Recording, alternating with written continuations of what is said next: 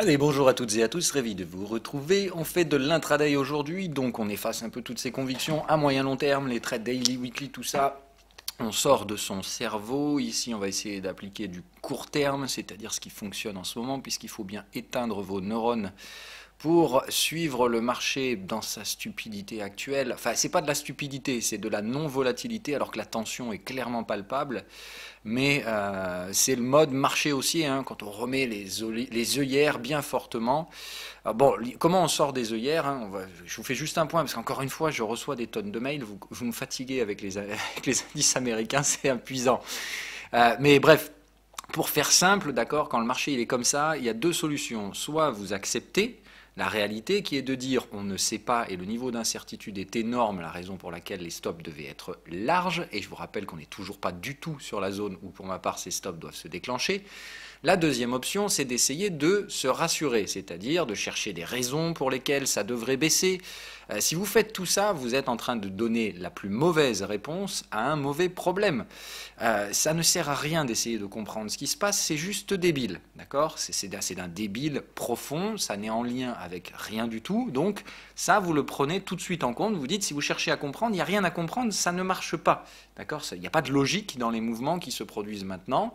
Ce sont des mouvements purement spéculatifs et la spéculation fait partie du marché. Donc, cherchez pas à dire c'est pas normal que ça monte, ça devrait pas monter, ça monte parce que ça monte, c'est débile, c'est spéculatif, donc c'est très fragile et si ça se retourne, ça pourra effectivement se péter la gueule encore plus que ce que j'espérais avant. Mais il faut en tenir compte. La spéculation, elle fait partie du marché. Ces mouvements sont certes spéculatifs, mais en attendant, ils sont là. Et l'objectif, c'est d'éviter qu'ils vous pètent les stops. Donc si vous réfléchissez comme ça, à vous dire ça doit baisser parce que c'est pas normal, ça va forcément retomber. D'une part, ça vous invite à faire une chose, c'est-à-dire renforcer vos positions, ce qui est souvent la pire des choses à faire dans ce cas-là. Quand vous avez des mouvements spéculatifs, vous êtes patient, vous laissez les cons faire ce qu'ils veulent. Une fois qu'ils auront suffisamment fait des conneries, ils vont devoir le payer. Et c'est à ce moment-là que vous prendrez vos gains. L'important, c'est pas d'avoir raison à la fin si vous vous faites niquer entre-temps. D'accord? Ça sert à rien. Je vous ai déjà dit, si vous tradez pour avoir raison, on aura probablement raison à la fin. Moi, je pense sincèrement que est-ce que les marchés vont baisser? Je pense que oui. Donc, il y aura forcément un moment où vous aurez raison. Mais si vous avez eu tort entre deux, la réalité, c'est que vous avez pris une perte. Et ça, c'est ce qu'il faut éviter. Donc, on gère son putain de risque, s'il vous plaît. Arrêtez d'empiler les positions. Si vous avez envie de justifier les mouvements de marché et que vous empilez des positions tous les 2-3 jours, ça ne sert à rien. On va reprendre, et je termine là-dessus, après je parle plus de swing, le S&P sur du swing. D'accord? Donc là, je vais le remettre et après, on fait de l'intraday. On va se mettre en daily ici. Voilà, qu'est-ce que je veux? Rappelez-vous ce que je vous ai dit hier. Je veux valider un putain de sommet de marché, ce qui veut dire que les volumes s'écrabouillent. Regardez le volume de la séance d'hier, c'est n'importe quoi. Donc les volumes sont absents, on est en début d'expiration trimestrielle. Je veux un putain de retournement du momentum et des prix. Tant que je n'ai pas ça, je n'ai rien à trader. On est d'accord? Pour l'instant, on est au-dessus des sommets hebdomadaires de la semaine dernière, on est au-dessus de la dernière résistance, mais on n'est rien au-dessus. On est à 0,5% du précédent sommet, les gars. C'est rien du tout. Ça vous épuise parce que c'est long et parce que c'est débile, mais ça ne change rien au scénario. D'accord? On peut très bien aller s'amuser à péter les 28-45 parce que c'est une zone de faible volume et qu'évidemment ça donnera l'impression d'un breakout haussier et que ça va vous faire chier. Tout ce qu'il ne faut pas, c'est que ce momentum aille faire un nouveau plus haut. Si ce momentum va s'inscrire au-dessus d'ici, sur le RSI, c'est là que les problèmes commencent. Parce que là, ça voudra dire, ok, on risque de se prendre un rallye qui va me prendre les stops. Et ce ne sera pas la fin du monde. Ça va me faire chier, hein, je vous le dis directement, je vous l'ai dit, j'ai calculé, ça me prenait à peu près 20%. Après, il y a plein d'actions qui fonctionnent, donc je ne vais pas perdre 20%. Mais j'ai déjà pour l'instant lâché 4%, 2% Visa, 2% Microsoft. Donc là, j'ai déjà 4% dans la gueule. Ça, c'est clair. Elles ont été stoppées sur leur sommet historique. Mais il y a des valeurs qui marchent. Hein. Alors, il y a Boeing aussi qui m'avait déjà pris 1% ou un truc comme ça. Mais tout le reste, ça fonctionne pour l'instant. Hein. Voilà. Donc, il n'y a pas de... Je vais pas lâcher 20%, mais je vais probablement quand même, si je me fais des gommes sur les US, me prendre facile un 5% de plus, donc on va dire un petit 10% normalement globalisé. De pertes sèches, pures et indiscutables. Hein. Voilà. Mais je me serais simplement fait démonter. Voilà. Ça, c'est le jeu, j'ai envie de dire. Pour l'instant, je reste à la vente de tous les indices, alors avec des latents vendeurs perdants, pour l'instant, mais j'ai toujours la confiance que ça va fonctionner. Il faut juste trouver ce maudit sommet de marché. Pour l'instant, ça ne veut pas, d'accord? Et tant que vous n'avez pas ici sur le daily ce retournement dont je vous parle, ce scénario, il reste spéculatif. Et là encore, ça reste spéculatif de trader cette divergence, mais c'est juste de dire, pour moi, on arrive sur les zones où il n'y a plus de volume. Ça laisse deux options, soit on fait un breakout haussier, soit on se retourne comme des glands. Et si on se retourne comme des glands, pour moi, c'est des retournements hebdomadaires qu'on va trouver ici. Si on enfile comme des teubés, c'est la fin de mon scénario pour ma part. On regarde en 4 heures, vite fait, et ça, on va commencer à rentrer dans notre schéma, mais je vous invite à regarder ce qui se passe en 4 heures, vous allez vite comprendre ce que je veux vous dire. Alors, c'est en horaire, du coup. Voilà. En horaire, on forme un gros biseau. Évidemment, on essaie de faire parler les cons, mais pour l'instant, ça ne passe pas. Hein, donc, on grind le biseau et on est en squeeze horaire. Donc, ça veut bien dire ce que ça veut dire. Ça veut dire qu'ici, il va se passer un truc et que ça va partir soit au nord violent, soit au sud. C'est-à-dire que soit le biseau, il saute et on envoie en canal, c'est-à-dire comme ça, et c'est mon stop. Ça fait boum, hop, ici, et on racle tout le monde. OK ? Il y a deux options, d'accord? Soit la fausse sortie, c'est-à-dire ce qu'on est en train de faire, et ici, il y a le switch de volume. Je l'ai dit, cette zone-là, c'est un truc, soit paf, on le passe et on s'installe au-dessus, d'accord? Et on va racler probablement des stops, ainsi de suite. Soit tout simplement, ça passe pas, et là, c'est la sortie, et je vous dis, derrière, ça va d'enfiler direct. Donc, techniquement parlant, est-ce que vous pouvez trader ça? Je vous laisse 2 secondes pour réfléchir. Non, c'est intradable. Donc déjà, faire de l'intraday sur le S&P 500, je vous dis non tout de suite. Maintenant, hier, le S&P 500, je vous ai dit, en 4 heures, je le traite dans cette zone de vente ici que j'avais clairement identifiée, zone en excès. Boum, signal propre, clôturé, grosse mèche haute. Bah, évidemment que je vendais le S&P hier et il n'y a aucun problème là-dessus. Je le referais si c'était à refaire. Et puis, voilà ce qui s'est passé hier. Alors ça, je vous dis, moi, j'y comprends rien. Mais alors vraiment rien de rien, c'est-à-dire que jusque-là, je comprends tout. On va même utiliser le replay pour que vous vous mettiez dans le contexte. D'accord? Donc voilà, moi c'était ça, de dire, je cherchais sur mon S&P des ventes vers cette zone-là, de préférence, donc vers les 38, 34, enfin entre 34 et 38. Ok? Bon, franchement, il n'y avait pas besoin de tortiller du cul. Boum, on vient chercher à l'ouverture, signal vendeur. Qu'est-ce que je fais? Bah évidemment, j'ai vendu ici, moi. Je n'ai pas cherché à comprendre, ça a été vendu. Ok, donc la première vente de la journée, ça passe, génial. Ici, support, encaissement. J'ai pris 25% de la position. Mais 25 parce que j'avais une grosse conviction. Je m'étais dit, ouais, ils vont nous faire un petit pullback par là. Et ensuite, on va enfoncer comme des cochons. Donc je me suis dit, je prends 25. Ici, je double la position. Et derrière, je pourrais tranquillement, enfin, avoir un bon prix de revient moyen sur mon S&P. Et enfin, avoir des putains de signaux baissiers en daily. Et voilà, donc jusque-là, impeccable. Ah, super, voilà. Alors là, je vous l'ai dit, ça je vous l'ai mis sur Twitter. Ici, évidemment, je fais quoi? Je remets mon premier trade avec un renfort. Donc là, je renforce et évidemment, un stop au-dessus du sommet. J'abaisse mon stop et je me dis, là, putain, c'est cool, les mecs sont en train de carrément perdre la main. Alors, je laisse quand même un stop au sommet, hein, parce qu'il n'y a pas de... Voilà. Mais normalement, ici, quand vous avez ça, statistiquement parlant, le plus, c'est de dire, bon, on fait mumuse un peu ici, et normalement, hop, et derrière, on envoie le breakout, le breakdown. D'accord? On vient rejeter au niveau du canal de tendance et ensuite on revient s'installer dans le contexte et on arrache. Et on venait dans ce cas-là chercher les différents supports vers les 2008 à terme. Ok? Ça c'était pour moi ce qui, techniquement parlant, ce type de schéma-là, ça produit ce type de réaction. Et puis là, ok, ça réagit bien, bon ça c'est pas grave, ça va. Et voilà, la fin de séance à Wall Street, ici, d'un coup, va savoir pourquoi les mecs décident qu'il faut acheter. Voilà. C'est-à-dire qu'arrivé ici, j'ai rien compris, hein, et d'un coup, à 5 minutes, à un quart d'heure des clôtures, boum, on arrache tout, on retourne au sommet. Et alors là, je me dis, mais qu'est-ce qu'ils font? Donc évidemment, là, c'est le stop, hein, je stoppe la position, c'est-à-dire que ça passe pas. Et maintenant, j'attends de savoir et de voir qu'est-ce qu'ils nous font à partir de ça. C'est-à-dire que là, moi, je comprends pas, hein, qu'on soit bien d'accord. Moi, ça n'a aucune logique, tout ça. Puisque statistiquement parlant, on aurait déjà dû se péter la tronche ici, on réinstalle une tendance à partir de rien. Ici, il n'y avait aucune nouvelle, rien du tout. C'est juste de dire, la séance est un peu hésitante, donnons-lui le petit coup de boost qui la permet de devenir fantastique. Cette séance, elle se produit sans le moindre volume, hein, c'est-à-dire qu'hier, c'est quand même pratiquement le plus bas volume depuis depuis 161 jours de cotation. Voilà, donc ça n'inquiète personne. On franchit une séance haussière, hein, parce qu'elle est belle, hein, du coup c'est pour un lundi d'un début de semaine hésitant, sous des résistances, c'est plutôt punchy ce qui s'est passé hier, mais ça s'est produit en fait en 5 minutes, c'est-à-dire que tout a basculé sur une seule bougie, et je vous dis j'étais devant, c'était un truc de dingue. Vous la regardez en 2 minutes, c'est même encore pire que ça. Voilà, c'est ça, ça fait boum, c'est-à-dire qu'en fait la journée, il y a eu un seul mouvement, l'ouverture, la baisse, plus rien, la neutralité, et puis ici, d'un coup, la prise de décision, sortie d'où, bah, je ne sais pas. Pour quelle raison, j'en sais rien, mais je n'ai pas trop compris, donc j'ai déclenché mes stop loss. Allez, maintenant on revient sur l'intraday. Donc le S&P, moi je ne peux pas le traiter, hein. Il invalide des signaux 4 heures. Je ne peux pas traiter ce truc-là en intraday. Donc il n'y a pas d'intraday ce matin sur le S&P 500. Je ne vais pas chercher à le contextualiser non plus.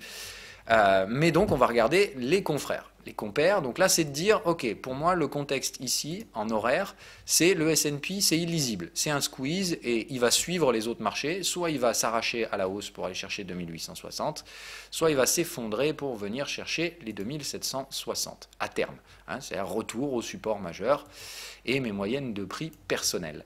Côté chinois, enfin japonais, là je regarde le Nikkei.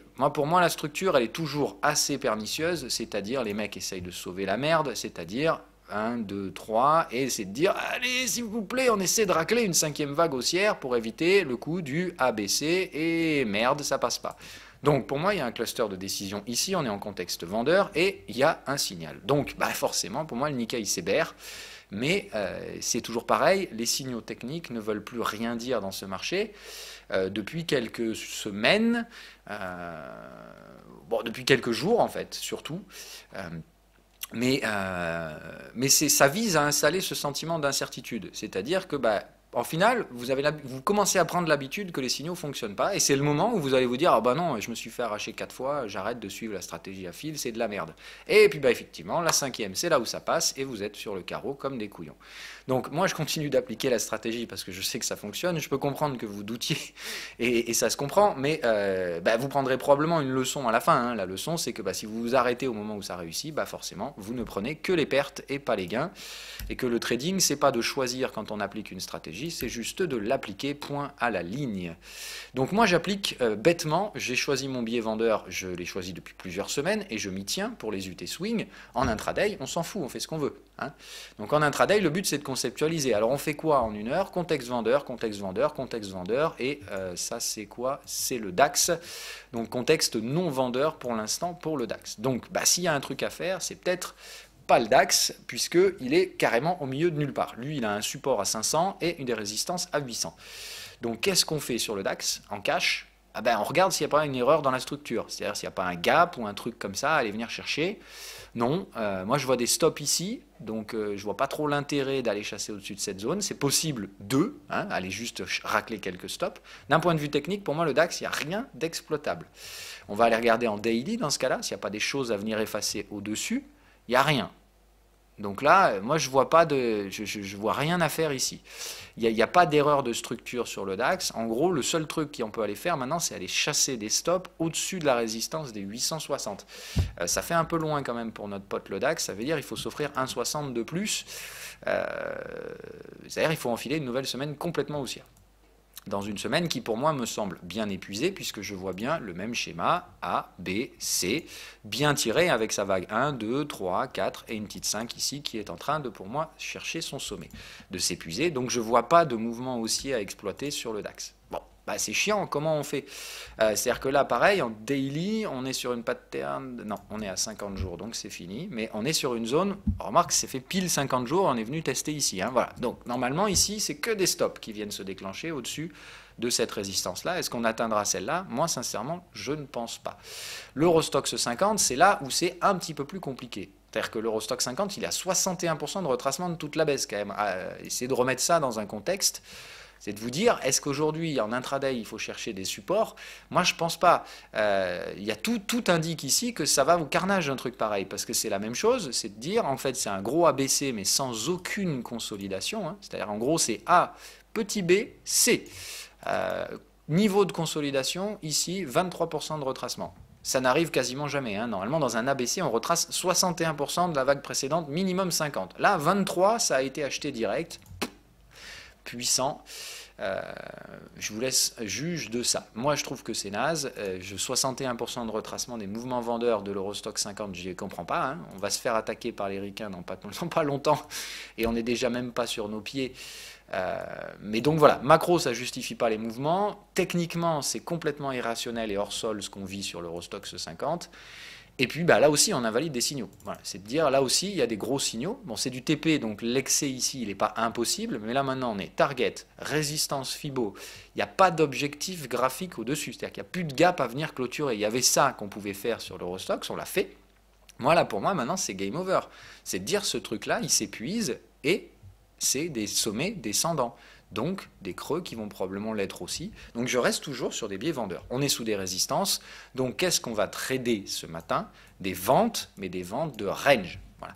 Si je fais ça, encore le petit point graphique de moyen long terme, c'est pour vous faire comprendre qu'il faut quand même contextualiser un peu.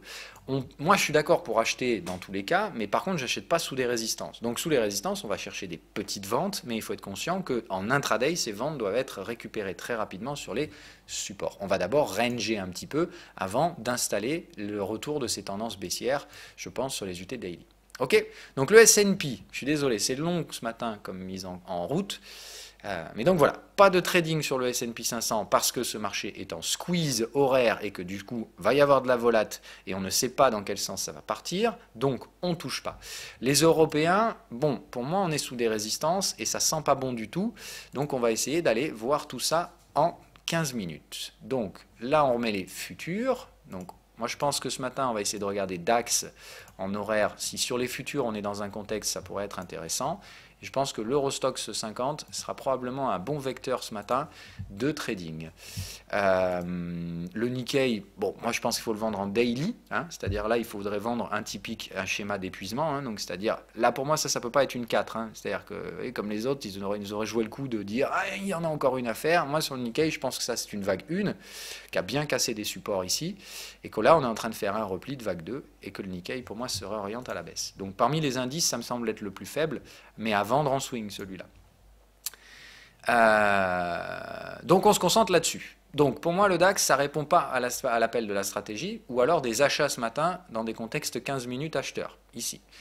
Là par contre en horaire je pense qu'on peut vendre un excès sur l'Eurostoxx 50. Ça me paraît propre. C'est-à-dire que là pour moi il y a un excès possible en short sur l'Eurostoxx 50. Maintenant, je vous dis, il faut avoir un biais de trading. Si vous êtes acheteur, c'est le DAX qui s'achète ce matin.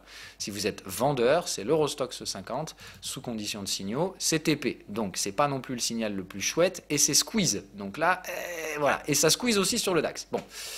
Donc, effectivement, en une heure, c'est pas vraiment les moments d'aller trader. Hein. Vous voyez, c'est squeeze, squeeze, squeeze. Bon. Donc, je pense qu'en fait, ce matin, la conclusion va être qu'on peut pas faire d'intraday, malheureusement. Je ne peux pas inventer des trades s'il n'y en a pas, hein, mais là pour ma part je pense que en fait la conclusion ce matin ça va être celle-là. Que là, alors voilà, moi par contre ce que je constate c'est qu'ici on ne vient plus chercher les contextes vendeurs hein, sur le S&P 500 en 15 minutes, ça fait chaque fois on rejette les canaux de tendance. Les canaux de tendance sont toujours haussiers, mais donc attention, ça pue quand même les probabilités de breakout baissier. Donc vraiment beaucoup de prudence. Ça peut monter parce que techniquement, je pense que le DAX, lui, il a plus de chances en 15 minutes d'être acheté. Mais là, regardez où on est. On est sur le canal de tendance avec des sommets descendants. Pour moi, le DAX, là, ça revient ici chercher sous le contexte. C'est un breakdown. D'accord? C'est-à-dire que là, c'est la tendance qui va casser le contexte. Et là, ce serait effectivement assez intéressant pour un mouvement de repli baissier. Honnêtement, je ne vais pas franchement y aller par quatre chemins. Je pense que l'Europe ne décide plus de rien du tout. C'est-à-dire que c'est les US qui décident de ce qui va se passer dans ce marché. Parce que pour moi, c'est plus un marché, en fait. Là, c'est juste de dire, hé les gars, on va spéculer et puis on va voir jusqu'où ça marche avant de se prendre la réalité dans la tronche. Donc, ce jeu-là, il est un peu dangereux. Et il installe des squeezes. C'est-à-dire que malheureusement, là, pour moi, en intraday, c'est plus possible de trader. C'est vraiment plus possible du tout, de trader ce marché. Je pense que l'Eurostoxx 50 peut-être pourrait être intéressant en 15 minutes sur un petit excès supplémentaire, c'est-à-dire ici on voit bien la structure pour moi en 15 minutes, hein, qui reste, il faut attendre que la hausse se termine, d'accord? Ça fait vague 1, on revient chercher du support ici On ne touche pas le contexte, hein, ça montre que les mecs sont vraiment super chauds quand même. On forme le petit range là, entre les deux patterns de stop. Boum, on en sort, on lance la vague 3. Hein, là, ça aurait pu être hésitant pour un range. Et boum, ok, l'accélération, le breakout. D'accord, là, ça c'est propre. Hein. Attends, je vais le mettre en grand. Donc pour moi, le plus lisible ce matin, c'est l'Eurostoxx. Et je pense qu'il lui reste un petit peu de jus à la hausse. Là, je pense qu'on est en train de faire les 4 sur l'Eurostoxx. Évidemment, encore à plat, hein, c'est-à-dire ça retrace absolument rien. On va juste mettre les niveaux de retracement pour vous montrer un peu l'appétit acheteur BA dans lequel on se trouve. On va reverse, voilà, hop. Donc là, pour l'instant, on est sur du retracement où au maximum, on s'est offert donc 14% de retracement sur la vague 3. Donc c'est waouh, c'est trop fort. Donc on va voir pour l'instant, donc rester tranquille. Je pense que ce marché, il lui reste une petite vague à faire. De toute façon, je peux supprimer tout. Hein. Maintenant, on n'a plus besoin de rien. Les gaps ont été comblés. Donc, c'est de dire, voilà, typique, ici, on fait une 4 assez sale, complètement à plat, absolument pas retraçante, appétit acheteur au maximum. Il y a toujours plus de vendeurs dans ce marché. Hein. Donc, comme il n'y a pas de vendeurs, si vous voulez, les prises de profit se font à plat, quoi. Il n'y a personne qui vend activement ce marché. Les ventes ne sont que des prises de profit des acheteurs, des gens qui gèrent les risques. Donc, attention, hein, toujours pareil, un marché sans vendeurs, ça veut pas forcément dire un marché tendanciel, d'accord? Ça dépend de la maturité de la tendance qui précède. C'est-à-dire que là, il n'y a pas de vendeurs, parce que les vendeurs attendent des signaux techniques. Mais quand ils vont arriver, il n'y aura plus d'acheteurs en face. C'est-à-dire on est en fait dans des scénarios où c'est de la volatilité pure maintenant. C'est-à-dire qu'on polarise complètement les sentiments de marché. C'est soit c'est wouh, c'est acheteur, soit c'est oh putain, c'est la merde, c'est vendeur. Mais il n'y a pas de contrepartie. C'est-à-dire qu'on a des marchés qui sont extrêmement polarisés. C'est de la volate. Voilà. On va pousser jusqu'au dernier acheteur et jusqu'au dernier vendeur. Donc c'est un peu con, hein, évidemment, c'est des structures complètement débiles, mais c'est comme ça. Donc en 15 minutes, je dirais ce matin, attendre le petit épuisement supplémentaire pour l'Eurostoxx 50. Normalement, il faut vendre dans un contexte. Je vois qu'on a déjà une target là, mais elle me semble déjà plus valide. Voilà, on est déjà aux 50 bars. Donc moi, je dirais attendre ce matin donc une dernière petite poussade ici pour venir essayer de chercher les contextes vendeurs. Pour l'instant, c'est toujours consolidant, donc je pense qu'il faut rester en attente de tout ça. Les hausses représentent 1%, alors ça fait quand même beaucoup, hein, en fait, je me dis 1% sur l'Eurostoxx, alors ce que ça nous ferait en daily, ouais, non, ça me paraît quand même un peu fort là. Ça me paraît quand même un petit peu costaud. Donc à surveiller, hein, mais bon voilà. Si excès il y a, je pense que c'est l'excès à vendre sur l'Eurostoxx 50. Si repli il y a, c'est-à-dire en gros le daily commence à reprendre la forme, hein, parce que là honnêtement en daily sur l'Eurostoxx, si cette bougie-là elle casse le plus bas de la précédente, c'est probablement l'Evening Star. Bon voilà, en gros on fait la somme de toutes les informations qu'on vient d'accumuler. De gros risques de repli baissier, des squeezes qui amènent le niveau d'indécision au maximum, c'est-à-dire qu'on ne sait absolument pas ce qui va se passer. Soit franchement on peut s'enfiler 1% ce soir et c'est l'euphorie, le de dingue, et Wall Street va chercher des résistances, soit ça passe pas, hein, c'est-à-dire le Nikkei est en baisse, le Shanghai Composite aussi, et en gros aujourd'hui ça se replie à Wall Street, demain les Chinois enfilent pendant la nuit, et c'est le retournement daily qu'on recherche. Voilà. Pour moi là j'ai pas de biais techniques qui me permettent de prendre un trade. Donc je suis navré, mais aujourd'hui il n'y aura pas d'intraday. Je ne le savais pas avant de vous faire l'émission, hein, qu'on soit d'accord. Je pensais même sérieusement qu'on aurait des choses à faire aujourd'hui. Mais pour moi, il y a un gros stop. Il y a un gros panneau stop à l'intraday aujourd'hui, c'est pas possible. Voilà. Soit vous avez déjà des trades en cours, et je peux accepter dans ce cas-là la poursuite, mais c'est de dire si vous achetez la zone euro, là il faut remonter les stops, et de dire s'il y a une vague 4-5 qui peut tirer un petit pourcent de plus ou un demi%, c'est génial. Si ça se replie ici, c'est-à-dire en horaire, et que dans ce cas-là on a déjà fait 1, 2, 3, 4, et là on est en train de finir la 5 et qu'on se pète la gueule, moi je pense qu'il faut vendre. Donc pour moi, ça reste des contextes à vendre, mais sur des UT supérieures, en intraday, je vois malheureusement rien à faire. Sur les UT supérieures, les signaux 4 heures pour l'instant ne répondent pas. Donc je dirais attendre des signaux daily, hein, des signaux d'excès en daily, et je pense toujours que pour moi, c'est Papa S&P 500 qui est le plus débile, hein, on se met d'accord, dans la structure de prix, c'est le plus stupide, mais je pense que c'est malheureusement celui que tout le monde regarde pour gérer son risque, à savoir, tant qu'en daily, il ne montrera pas de faiblesse, je pense que tout simplement, personne ne se mettra en face à chercher des ventes. Donc les vendeurs sont attentistes, les acheteurs sont euphoriques et à court terme, ils gèrent les risques en intraday, c'est-à-dire qu'ils montent des stops en intraday, des stops très proches. Autant vous dire que si ça se retourne d'un coup. Voilà. Donc je pense des structures assez pernicieuses, mais pour l'instant très difficiles à anticiper. Moi j'ai tenté le coup hier, et sincèrement je vous dis, si c'était à refaire, je le referais sans hésiter. Mais pour l'instant ces signaux ne montrent pas de validation potentielle. Il y a des zones de très faible volume au-dessus de notre tête. Je vous invite donc toujours, pareil, à éviter l'intraday. Pour l'instant, attendez que ce marché vous donne un signal clair. Pour le daily, puisque je vous dis que j'ai rien à vous filer en intraday, je vous donne ça. C'est-à-dire la formation éventuelle de ce canal à la baisse, donc typiquement un canal qu'on peut traiter. Moi je cherchais à contextualiser ce marché, rappelez-vous ma structure précédente, donc du coup on fait du swing pour finir, hein, voilà. Ma structure précédente était celle-là, c'était de dire on fait 1, 2, 3, 4 et 5, d'accord, et on vient chercher la fameuse zone ici. C'est-à-dire j'ai besoin d'une projection, d'une structure de marché qui me permet de me projeter. Ça c'est plus possible, puisqu'on a donc cette fois largement franchi et avec des clôtures daily, c'est plus haut là. C'est-à-dire que ça, je vends et je prends cette incertitude en gestion du risque, parce que je pense qu'on va toujours au sud. Mais pour moi, là, je n'ai plus de structure. C'est-à-dire que là, j'ai besoin de savoir où on va se retourner pour trouver une structure. Donc j'ai toujours cette structure potentielle là, qui est de dire, on prend les 2 précédents creux au sommet et on obtient un canal descendant, et on peut très bien se péter la tronche sur le haut du canal. Et si on se retourne ici, je saurai quoi viser. C'est-à-dire que là, effectivement, l'objectif sera toujours de venir viser, boum, ici, un petit rebond à 50% du canal, et derrière, le marché baissier. Hein, là, moi, je pense maintenant qu'on va beaucoup plus bas que les 2000, hein, c'est-à-dire, je pense qu'on se dirige en ligne droite vers les 1800, et une phase de baisse de marché assez construite à suivre. Hein. Franchement, moi, je pense que c'est ça la structure, c'est de dire, on revient là, ici, on sauve un peu le bousin, on fait tout pour dire tout va bien, Trump ne va pas passer en négatif. Et puis au final, je pense que ça risque d'arriver quoi qu'il arrive et quoi qu'il veuille. Je pense que ça ira plus vite que ça même. Hein. Pour moi, c'est vraiment, ça vient là, on rebondit, et ici, là, c'est la catastrophe. Et là, on se rend compte que Trump s'est bien foutu de notre gueule. Et on retourne très très rapidement aux 1800. Et ici, est-ce qu'il y aura toujours des éléments positifs pour acheter ça? Je ne sais pas. Si c'est tout noir, moi, je n'achèterai même pas 1008. Hein. Voilà. Il faut être conscient que je ne sais pas du tout l'état dans lequel on sera pendant l'été. Mais si les choses se dégradent considérablement et qu'on a des réelles récessions, hein, ou des faillites bancaires ou des trucs comme ça, là, c'est clair qu'il faudra pas, faut pas acheter la panique. Hein. Enfin, faudra pas acheter la peur, faudra acheter la panique. Et dans ce cas-là, la panique, pour moi, ça se passera sous les supports des 1800.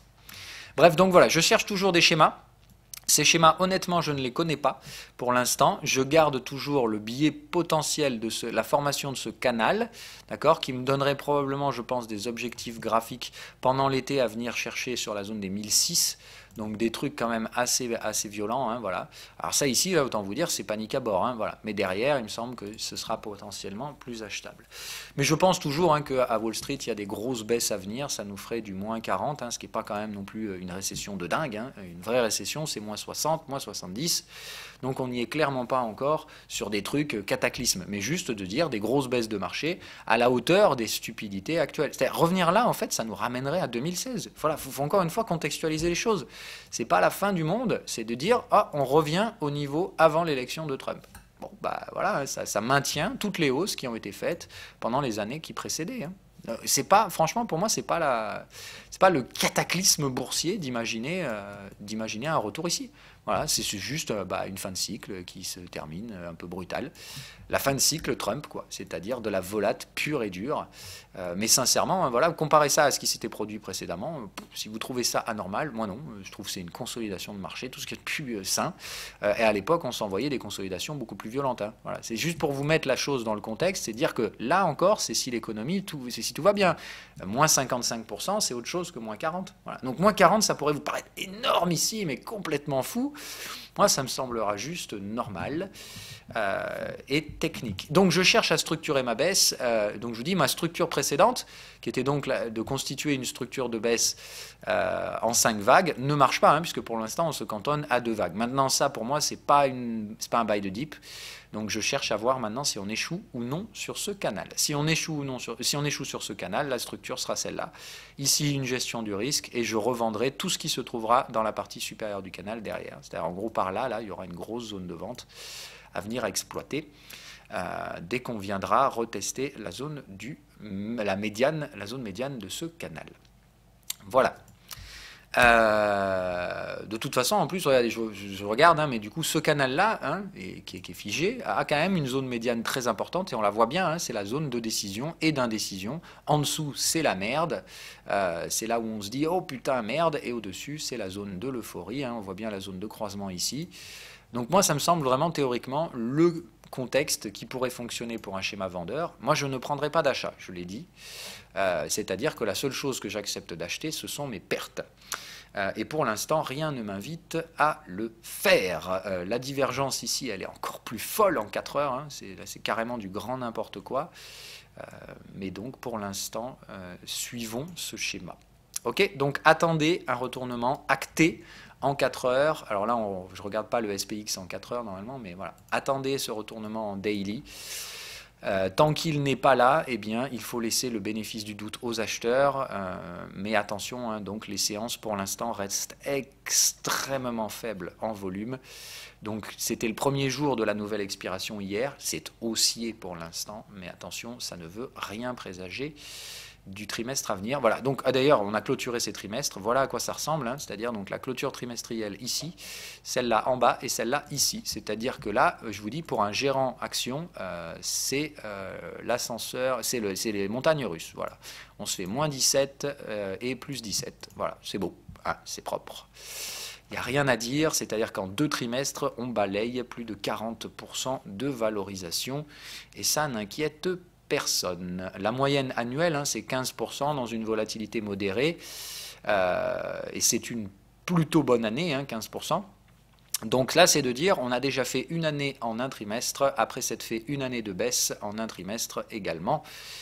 Tout va bien, il n'y a pas de raison de s'inquiéter. Bon, moi je vous dis, je pense que la volate, c'est l'actif spéculatif du moment et que ceux qui s'amusent à jouer sur la volate ont d'ailleurs aujourd'hui besoin de contrats dérivés sur la volatilité. Hein, c'est-à-dire que CBOE est en train de proposer donc le VVIX, c'est-à-dire la volatilité sur le VIX. Ça me rappelle un peu les CDO des CDO, quoi. C'est de dire, c'est l'outil spéculatif du moment et du coup proposons des produits dérivés de l'outil qui est déjà un dérivé spéculatif. C'est donc un peu fou, mais encore une fois, si c'est la réponse que vous cherchez, si cette réponse vous satisfait et vous dit oh, mais dans ce cas-là c'est super, je continue à garder mon sentiment vendeur, ça c'est bien. Par contre, si vous vous dites super, donc du coup c'est ultra vendeur, ça va s'écrouler, donc il faut que je revende, pas non. Okay, si je vous dis ça, ce n'est pas pour vous inviter à appuyer sur les boutons, c'est juste pour vous faire comprendre que si vous avez pris le train vendeur avec moi, il n'y a pas d'autre solution que d'attendre que les prix vous valident. C'est long, c'est chiant, c'est épuisant, mais même les premières ventes que je prenais là avaient toujours le même stop. Ici. Pour moi, je pense que cette zone-là, la zone au-dessus, là, les 28,46, c'est le switch. On passe là, on sort de ce canal. Pour moi, je vous dis, il n'y a plus rien à espérer en tant que vendeur derrière. Derrière, c'est juste donner ses stops, accepter qu'on s'est trompé et laisser les acheteurs racler les sommets historiques. Okay, pour moi, il y a bien les deux visions qui s'opposent. Vous avez d'un côté les Facebook et compagnie, hein, ceux qui ne vont pas bien du tout, et vous avez les licornes boursières à la Microsoft. Je vous les ai publiés hier, hein, je les mets en hebdo tellement c'est fou. Voilà. Donc Microsoft hein, en hebdomadaire, donc ce n'est pas du tout une bulle. Tout va bien, les valorisations sont logiques, tout ceci va bien se terminer. Donc non, ça c'est un carnage ambulant. Alors il y avait des signaux vendeurs ici qui ne donnent rien, hein, donc c'est bien la dernière fois qu'on a donné un signal vendeur, et là, ah ben non, on arrache tout, c'est parfait, sommet historique. Donc ça, c'est Boeing, c'est de dire maintenant, ça ne s'arrêtera que parce qu'il y aura un Black Swan, ou alors, tout simplement, c'est un effondrement spéculatif. C'est-à-dire, on va monter jusqu'à ce qu'il y ait un con, jusqu'à ce que tous les cons aient acheté. Et quand ils auront tous acheté, malheureusement, il n'y aura plus personne pour le faire, la liquidité va s'exécuter à la vente dans un marché sans acheteurs, et c'est-à-dire, derrière, ça tombe fort, et puis tout le monde veut sortir. Donc, on accentue encore plus les mouvements baissiers. C'est du Apple, voilà, hein, c'est de dire, là, on fait les cons, et puis ça va mal. À la moindre mauvaise nouvelle, petite mauvaise nouvelle, plus on monte, plus l'impact d'une mauvaise nouvelle va augmenter. Et évidemment, la mauvaise nouvelle finira bien par arriver, hein, puisque c'est inévitable. Je veux dire, on monte et on parabolise le risque. Au bout d'un moment, il va arriver, même s'il paraît évidemment imprévisible, il arrivera de façon logique. C'est-à-dire qu'au bout d'un moment, c'est normal qu'un mauvais élément arrive dans un marché. On ne peut pas les attentes vont être toujours plus fortes. Voilà, c'est ça qu'il faut vous dire. Donc ici, moi, c'est un échec spéculatif. C'est-à-dire que je tradais ça ici sur les signaux vendeurs, dans le respect d'une stratégie, ça ne passe pas, je suis donc invalidé, je prends mes stops. Par contre, je la laisse en jaune, ça veut dire que ça, dès que ça tombe comme Boeing, je cartouche. C'est juste que là, j'ai tenté un coup la spéculation. Je vous apprends comment trader les bulles. C'est comme ça, c'est de dire, la bulle, on trade les zones de faiblesse, et puis quand ça passe pas, quand les mecs sont juste complètement euphoriques et qui veulent acheter, vous les laissez acheter. Le truc, c'est de ne pas être leur con.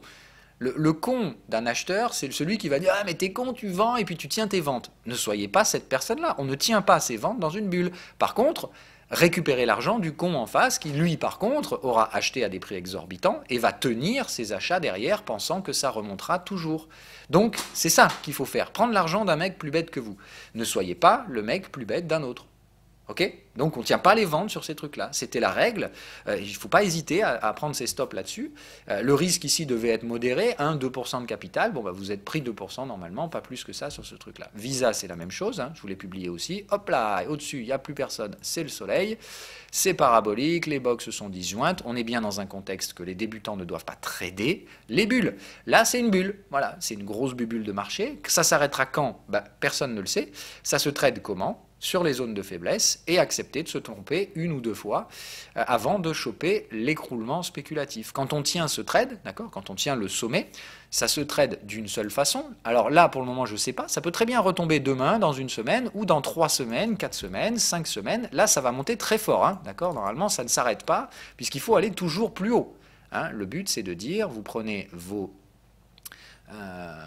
vous imaginez le marché en des droites, voilà, vous dites la première vague, ça fait une vague moyenne comme ça, ok, là on est encore sur de l'excès tendanciel, d'accord, et puis là on voit bien le départ en parabole, c'est-à-dire que là vous avez donc une première droite, ça corrige que dalle, à plat, et là on accélère, ça corrige, phase de volatilité, et donc la dernière vague, normalement complètement folle, qui va suivre, on ne sait pas où elle s'arrête, d'accord. C'est-à-dire que cette vague-là, elle peut très bien, je vous dis, s'arrêter là, là, je ne sais pas, honnêtement, 300, 400, c'est vous qui voyez. Je vous dis, c'est le prix que le dernier con sera prêt à payer. Évidemment, il y en a un qui va acheter le sommet. Lui, il sera dans la merde, et c'est pour ne pas être ce mec-là que je vous invite à ne surtout pas acheter ce genre d'actifs. Par contre, les vendre, oui, parce qu'une fois que vous chopez le sommet, d'accord. Alors si vous êtes bon, vous arriverez à attraper le sommet. Si vous êtes moins bon, vous allez rater le premier mouvement de chute. Et il ne faut pas hésiter, il ne faut pas imaginer qu'il va y avoir des pullbacks. Ça chute, c'est tout de suite, on vend. Et ça, moi, je n'hésiterai pas. Donc c'est de dire, hop, vous vendez là. Et comment on trade ce truc-là une fois que ça chute? Alors déjà, il faut être expérimenté, je vous dis, parce qu'il faut jouer avec les émotions des autres. Donc il ne faut pas que vous soyez impacté par vos émotions. Et c'est de dire, voilà, on vend ce truc-là, évidemment, il y a un effondrement spéculatif qui suit et qui revient casser le premier support, le dernier support volatile. Ici, on encaisse 50% de la position et on réinvestit ces 50% au dead cat bounce. Ici, tous les mecs pensent que c'est pas grave, c'était un petit accro et qu'on va repartir comme ça, toujours plus fort. Évidemment, là, vous les vendez pour un effondrement spéculatif qui dure normalement plusieurs années. Ok, donc c'est de dire derrière, Visa, ils vont probablement se faire cartoucher pendant plusieurs années derrière. Donc ce trade-là, vous le gardez 2 à 3 ans pour des pertes de valeur de 60 à 70%. Ok, et ça se joue en 2 phases. Voilà. Ok, donc ça c'est comme ça qu'on trade les bulles. Et je vous ai dit, donc là il y avait pour moi la tentative 2, puisqu'on avait bien le retour volatile, l'excès, ça pouvait tout à fait ici s'effondrer. Maintenant là c'est pas le cas, donc c'est pas grave, on réessaye la prochaine fois. Donc là Boeing, on surveille les momentum hebdomadaires, et évidemment ce truc-là, dès que ça tombe, il ne faudra pas hésiter à cartoucher la valeur. Donc pour l'instant, on attend, il n'y a rien à faire. En 4 heures, vous voyez bien la parabolisation, c'est très propre. C'est de dire une première vague, une deuxième, là c'est équivalent, hop, et ici on part en sucette. Vous voyez bien la phase verticale, vous voyez bien l'accélération parabolique. Ça, on ne touche pas pour l'instant, on les laisse aller chercher le soleil. D'accord? Laissez-les monter jusqu'à aussi haut qu'ils peuvent aller. Quand ce momentum s'épuisera, ce sera probablement la dernière. Donc pour l'instant, c'est parabolique. On ne touche pas. Voilà. C'est pas possible de toucher un truc comme ça. Ça casse des résistances qui sont déjà assez fortement orientées. Voilà. Et c'est de dire, par contre, les supports qui le sont déjà également carrément complètement superment orientés, eux, voilà. C'est de dire un truc comme ça, si on en sort par le haut, c'est que les mecs, ils sont super chauds. Donc là, soit ça, c'est le petit excès de too much, on retombe et c'est là où il faut vendre, soit ça s'envole et si vous tenez des ventes là-dedans, vous êtes le con de celui qui est peut-être con, mais qui lui achète et il aura raison à court terme. Et vous aurez tort et en plus, ça va vous coûter très cher. Donc on ne fait pas ça. C'est tout ce que j'ai à vous dire. Alors là, UDNZD, on le surveille. Il fait son pullback comme attendu et je pense que je vais l'acheter sur son repli. Donc le pullback de la UDNZD, je l'attends gentiment. Je vous le donne celui-là parce que je vais le prendre probablement entre aujourd'hui et demain sur des UT intraday. Hein. Donc là, pour l'instant, c'est de dire à quoi ça ressemble. Je ne sais pas trop, mais j'ai l'impression que ça consolide en flat et qu'on risque d'avoir des niveaux de retracement relativement faibles là-dessus. Donc, moi je dirais du 38,50, ça s'achète sans trop de peine. Donc, je dirais que ça peut aller un peu plus bas, un tout petit peu, mais ça peut même être acheté ici. Hein. On peut très bien considérer ça comme étant un flat, c'est-à-dire A, B, C, et puis ici ça repart derrière. Donc moi la UDNZD, je pense que là maintenant il faut être prêt à acheter. On est bien, comme je l'avais dit, venu chercher ces résistances, on les a pré-cassées, pré-mâchées pour pouvoir passer dedans tranquillement ensuite. Donc je surveille la UDNZD très sincèrement, de façon très attentive, puisque ça, une fois que ça m'aura donné le signal d'achat confirmé et qu'on enfoncera un peu plus loin, en daily probablement. Ah ben voilà, hier, donc du coup, hier clôturé, l'avalement haussier sur la UDNZD, donc je pense sincèrement, voilà, c'est le moment d'y aller, hein, c'était l'objectif, j'avais dit, dès qu'on tient un avalement haussier clôturé sur la UDNZD, ce sera plutôt bon signe, donc là, hein, typiquement, j'attends la vague 2 qui risque de se faire probablement à plat ou proche de ces zones de prix, et je pense que sincèrement, il faut acheter sans hésiter la UDNZD dans les prochains jours avec un stop sous le plus bas. Hein. Voilà, là, je pense qu'on peut mettre le stop sous le plus bas. Évidemment, si ça va chuter une nouvelle fois, là, moi, je suis plus de la partie. Je ne pourrais pas conceptualiser un truc pareil. Là, je peux structurer la baisse, hein, c'est-à-dire 1, 2, 3, 4, 5 et c'est fini. Ça forme un biseau et on s'arrête là. Si ça va plus bas, je n'ai pas de structure et je déclencherai des stop-loss définitifs sur la UD NZD. Voilà messieurs, dames, je vous souhaite une agréable journée et je vous dis à demain. Donc pas d'intraday, malheureusement, je suis navré, mais ce n'est pas possible. Ça me semble beaucoup trop dangereux aujourd'hui de s'attaquer à ces marchés un peu fou. Et donc évidemment demain la Fed, hein, donc demain c'est probablement le changement qui se fera et ça m'étonnerait que les squeezes horaires tiennent jusqu'à demain. Donc je pense que le marché va anticiper la Fed et malheureusement vous n'avez aucun moyen de savoir ce que c'est. Quelles sont les prochaines zones à traiter, d'accord, en horaire justement, donc espérant que demain on puisse soit atteindre ces zones, soit tout simplement attendre la Fed et que ce soit la Fed qui nous amène sur ces zones, c'est-à-dire se diriger vers la zone et la Fed soit nous y amène, soit reflue. Mais pour moi, les zones sont claires, hein, c'est là, c'est-à-dire de dire cette zone où on arriverait à glisser ici et venir chercher les 2500, les 28,50 sur le S&P, donc la zone de faible volume ici. On va la remettre en daily, on la voit bien, voilà, c'est vraiment ça. Pour moi, la zone, le cluster de décision, là, les 2850, sa clôture daily au-dessus de ça, pas possible pour ma part, je m'arrête clairement. Voilà, sa clôture au-dessus de ces trucs-là, pour moi, c'est pas possible. Sa clôture 2850, 60, c'est juste qu'il faut arrêter. Hein. C'est juste qu'il faudra se calmer. Clôturer post-Fed. Hein. Ah, par contre, si pendant la Fed on vient faire les concons à 2865 ou un truc comme ça c'est pas grave. Hein. Encore une fois, moi je m'en fous. Tout ce qui m'importe, c'est que les clôtures ne tiennent pas dans cette zone. Je veux garder mon momentum divergent. Le momentum se fait sur les clôtures. Donc faites attention. Sur les swings cette semaine, tout ce qui m'importe, c'est que les gugus à Wall Street n'arrivent pas à tenir leur connerie en clôture. Tant qu'ils se vautrent et qu'ils me laissent ma divergence, tout va bien. Si cette divergence commence à créer des reflux et qu'ensuite on a un momentum baissier, là, je vais pouvoir bosser. Pour l'instant, j'ai tort. Okay, je vous ai dit de ne pas vous focaliser sur qui a tort, qui a raison dans les marchés, que c'est la plus grande source d'erreur d'interprétation débile. Donc attendez, hein, soyez patients. Ces scénarios-là, encore une fois, étaient des scénarios hebdomadaires. On a même vu que c'était probablement même mensuel. Donc putain, il faut être patient, quoi. Enfin, c'est pas parce qu'on a eu 8 mois de repli, là, enfin 9 mois de repli, qu'il faut... pardon, 3 mois de repli. C'est pas parce que voilà, ça monte depuis 3 mois que c'est... voilà. Moi, je pense que c'est des cycles vendeurs là qui vont imprimer 12 bougies. C'est-à-dire de dire 12 à 18 bougies. On va dire 15 en général. Là, moi, je prends une moyenne à 15. Pour moi, on est en tendance baissière dans un cycle qui va être baissier. Donc, normalement, c'est 15 bougies de baisse. Voilà, regardez, on en est encore très très loin. Putain, c'est fou quoi. C'est de dire, on a encore facilement un an de baisse à venir derrière. Et qu'est-ce qui se passe? On remonte 3 mois, tout le monde s'excite les neurones. Moi, je ne pense pas qu'il faille s'exciter les neurones. Je pense au contraire qu'il faut être très patient, très méthodique et bien droit dans ses bottes. Celui qui change, c'est celui qui aura tort. Voilà. Donc, je vais arrêter de tourner en boucle et je vous dis bonne journée pour de bon.